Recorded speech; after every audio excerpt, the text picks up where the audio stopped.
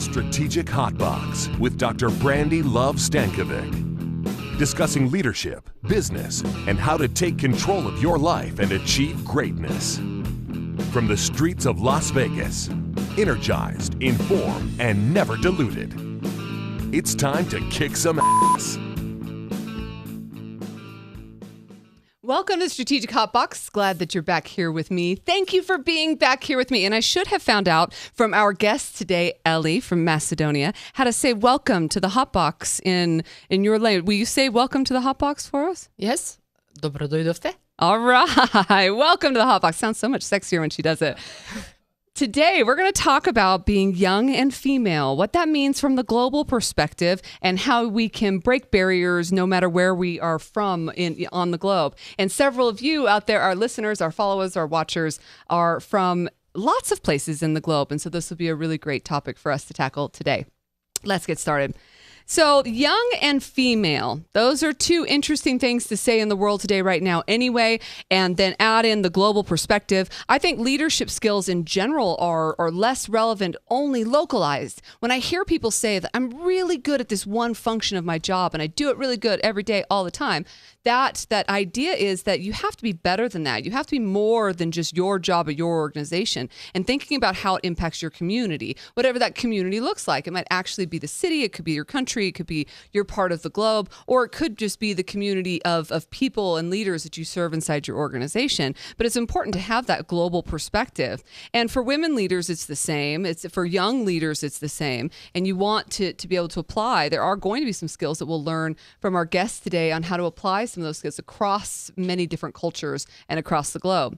But I think it's an interesting time in general for diversity. And we've tackled this topic a few times here on the Hotbox, and probably will continue to do in the future. Diversity is important to me. It's important that it's getting as much light that it is. And in the United States, even with things like gender pay disparity, with the hashtag #MeToo movement, with sexual harassment, with sexual orientation identification things that are happening, I think that I want to learn more about how I can make a difference, how I can make a difference in my life, my children's lives, the people that I work with live, and make sure that I'm supporting and I'm being a person of inclusion and knowing exactly what that means. Now, this weekend, I was traveling up to the Central Coast of California and ducked my head into a vinyl record shop, right? I love to do this kind of thing, like just get a little hippie from time to time. I got a little hippie in me. Anyway, I went into this record shop. It was really cool, digging through some old things, and I found We Are the World. What? Does anybody remember? No, I'm not getting any feedback from here. Does anyone remember that record, We Are the World? And it came out, I wrote it down, 1985, USA for Africa. Michael Jackson and Steve Perry, a couple of my favorites that were on there, Cyndi Lauper. There was a bunch of different really popular artists at the time, and We Are the World was the jam.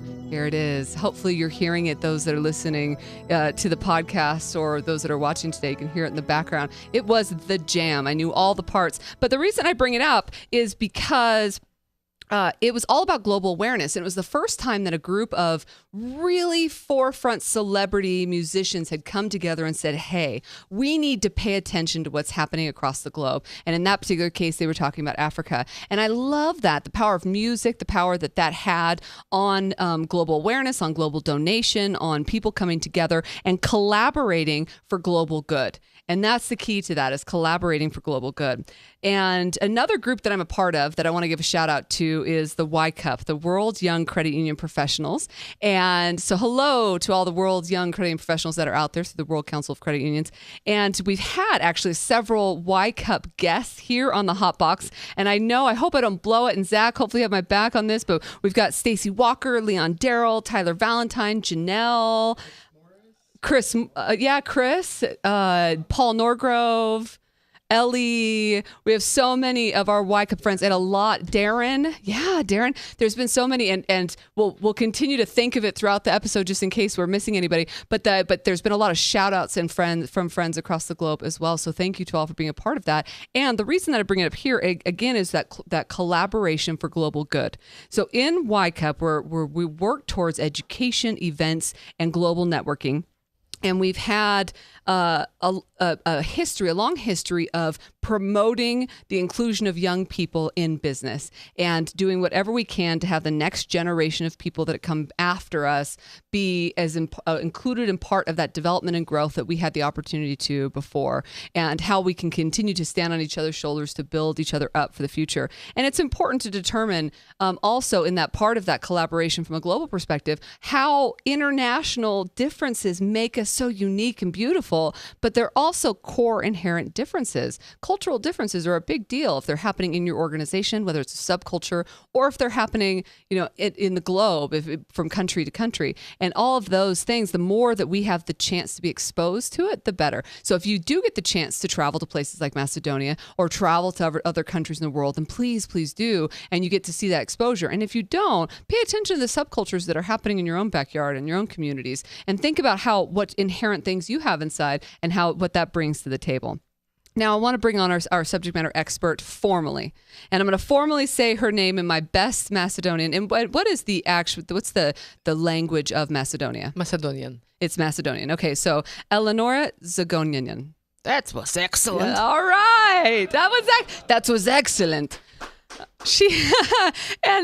Ellie, for short, is creating change for young leaders, for women leaders all across the country, as well as in financial services. She's the CEO of FULM, and she's a YCUP scholarship winner and recipient. She's got her MBA from Sheffield University. She's also a Global Women's Leadership Network leader and grant recipient. She, last year, as a matter of fact, this year even, the Macedonian Prime Minister recognized FULM, your organization, during ICU for promoting the country for the last 20 years. That's amazing. Welcome. I'm glad you're here. Thank you. That was really excellent introduction. To be honest, I feel like a star. Yeah, you feel, yeah?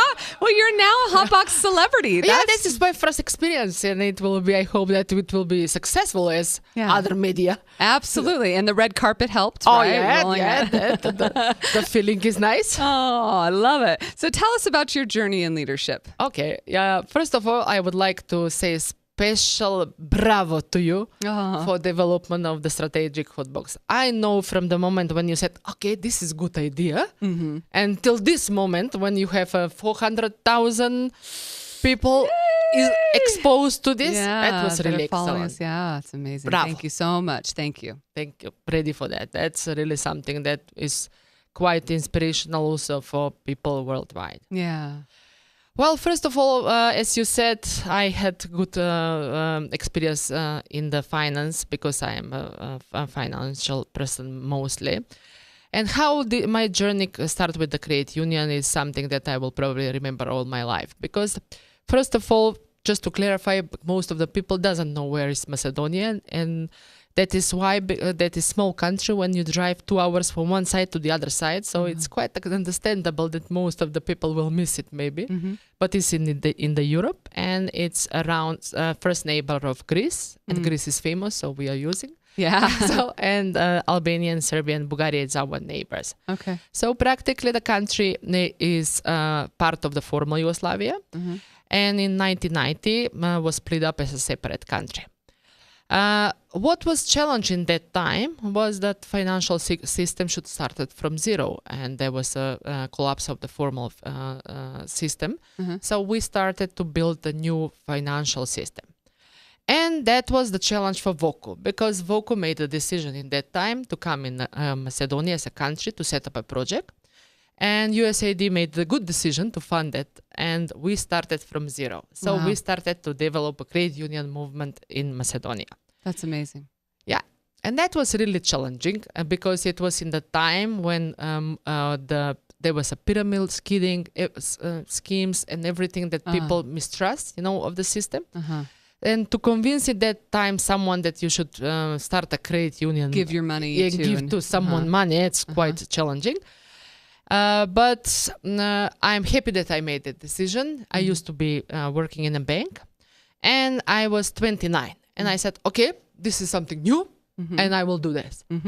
And I enrolled myself. I started to work in VOCU, and then we opened a credit union. So the biggest challenge was you are so lucky here. You have all this law, you have all this environment infrastructure. In that part of the world, there are no. So you have everything from zero. Like there was no possibility. We didn't have a credit union law. So we said, and probably the most important is what we would like to say to everybody.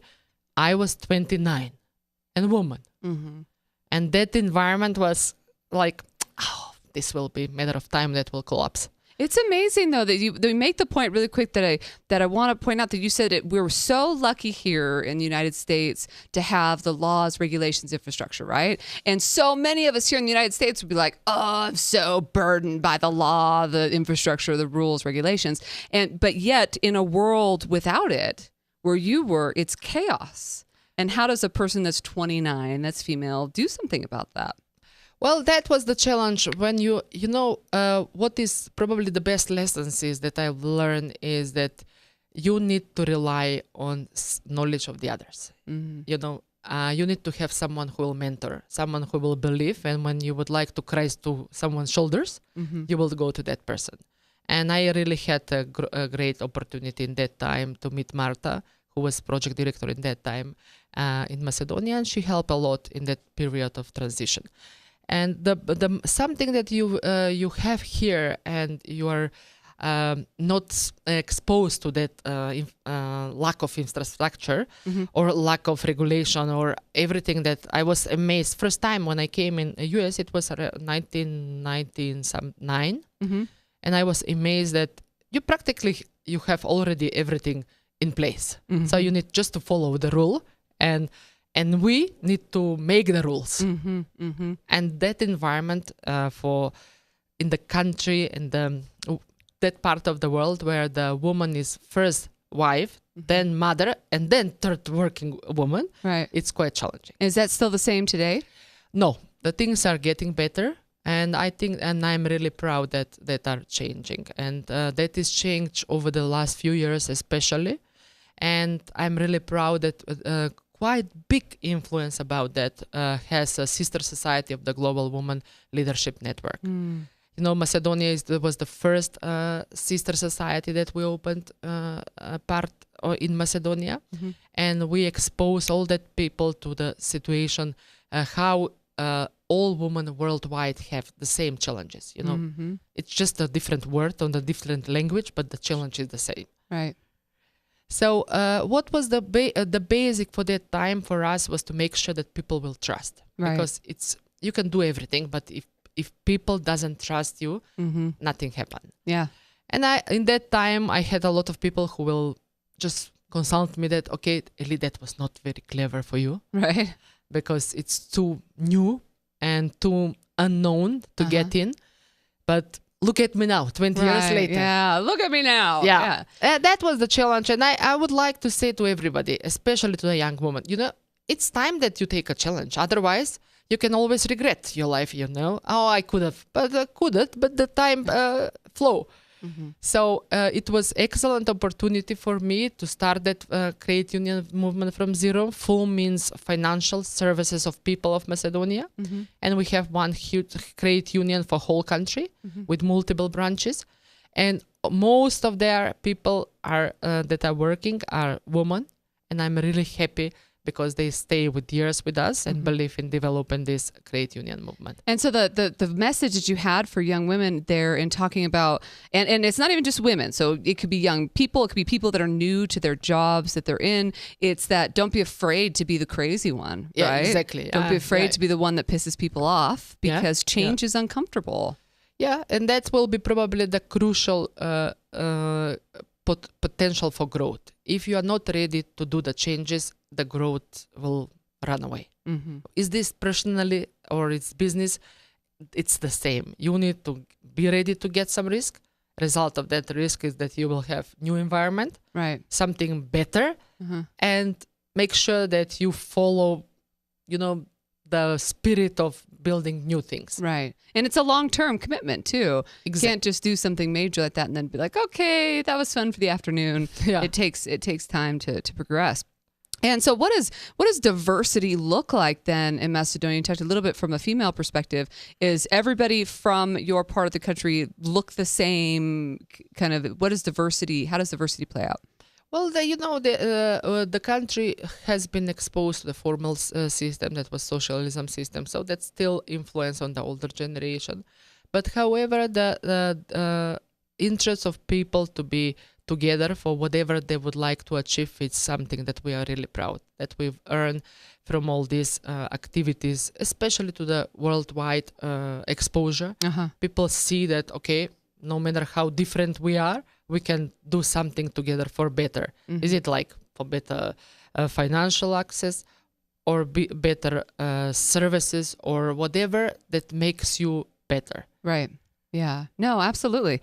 And I think that diversity then becomes the stepping point for people to be bold and be different and push harder. And I'd imagine, especially in a situation like that, being where you are in Europe and being that the entire original country was split, that there's a lot of unrest that's happening too. So it's not just people without it, it's almost people in chaos in a sense. And I think that people, anybody that's listening or watching that's a part of any sort of minority, so whatever that looks like in your organization, maybe you're the youngest of a team, maybe you're the only female, maybe the oldest of a team, because I feel like that's becoming the new place that people feel like a little bit excluded is by being older, or whatever that looks like, or just not feeling a little out of place from time to time, that diversity is the value, and that don't be afraid to continue to push forward and have those conversations. Yeah, and I will just confirm with you is the following. Even the motto that we developed for our institution was different from others. And all these years, we position ourselves, look, we are different from others. So we will accept you, as you said, no matter that you are young, we will give you opportunity to do something. No matter that you are a woman, we will take in consideration that you need to go home, family, everything, and still have time for work. So make us different from whatever it's the environment was probably one of the pushes for our institution. That's amazing. And so how do so now that you've built this, you've grown this, and you have some momentum, how do then the global issues come in and impact your organization, your country? You know, I've been asked on a different occasion in the country for issue about the global. The most important thing that I was always advising, especially the women from our part of the world, especially the young of our part, or whoever would like to start whatever business, is you need to have international cooperation. You need to be part of something internationally, because most of the know-how, it's already outside. I mean, that's we need to admit in Macedonia. I mean, right. So us being part of the VOCU all these years was excellent opportunity for learning, and everybody who would like to be something, to be in some field, you need to get and see what already outside internationally is developed. Let's see how that is internationally possible. Right. So let's learn. They already managed something new or something already developed. So get that knowledge in the momentum, you know. Right. And I think that's such a good lesson for anybody, no matter if they're in a mature system or an organization, a startup organization, or something that's been around the block, but that you don't always have all the right answers. And one of the things that you were lucky in feeling was that we know we have to go outside, where a lot of people, I think, in more established countries or organizations will think, I know it all. Yeah, I don't need to have the opinion of other people. And that's probably one of the worst places to be, because you're right. When you get exposed to that, others and how people are doing things, there's always ways and opportunities to learn.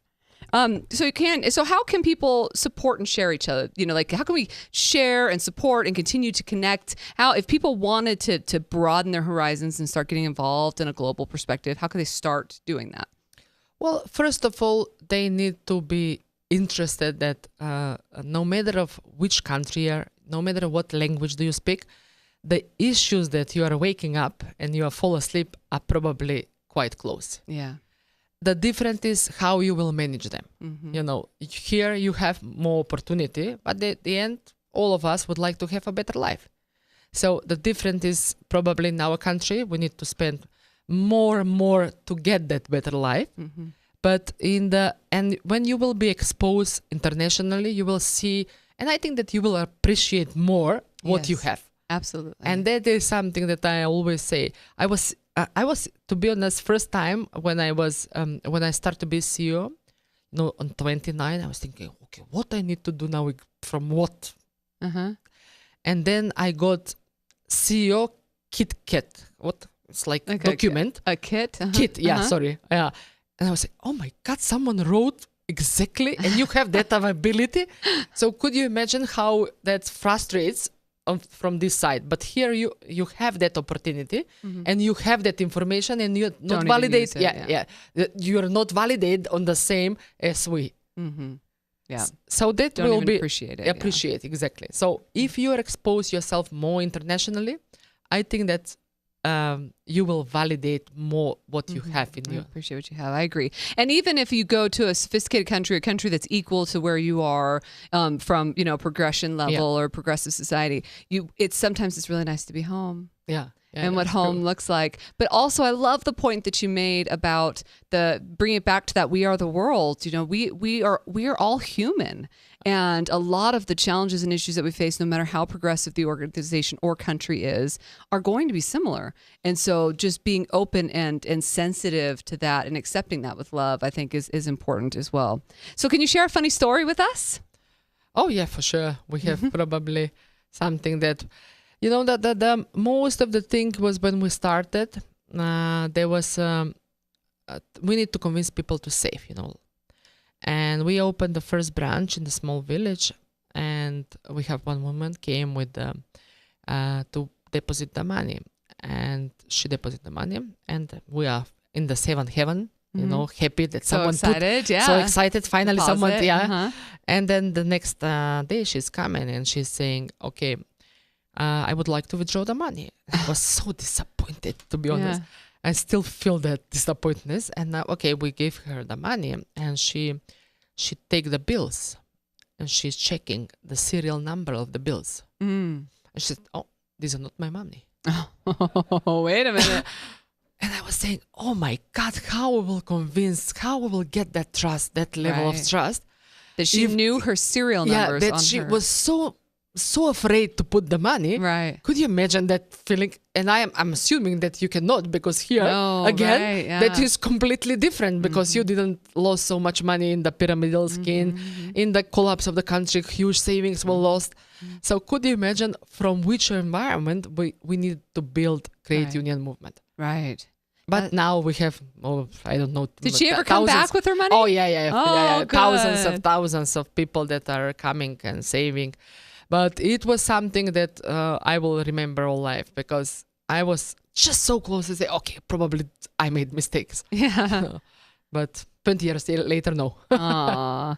And so can you tell a bold action item or a takeaway for the people listening today, something to do differently? Well, what I will say honestly to everybody is that you need to educate. To learn permanently. One of the biggest mistake that most of the people, especially, honestly, executives are doing, that they are forgetting to go and learn again. Whatever. You need permanently to educate yourself.